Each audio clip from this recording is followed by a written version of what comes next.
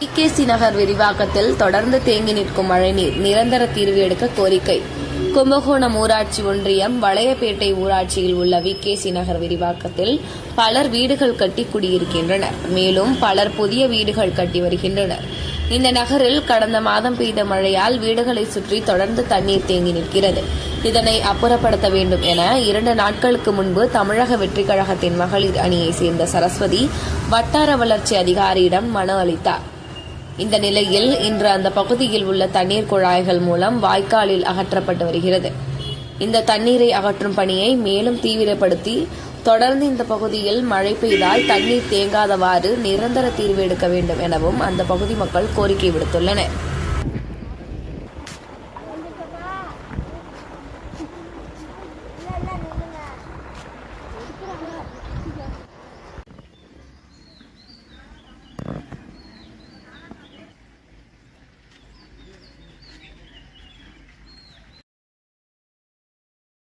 தமிழக வெற்றிக் கழகத்தைச் சேர்ந்த சரஸ்வதி அந்த பகுதி மக்களுக்கு மதிய உணவும் வழங்கினார்.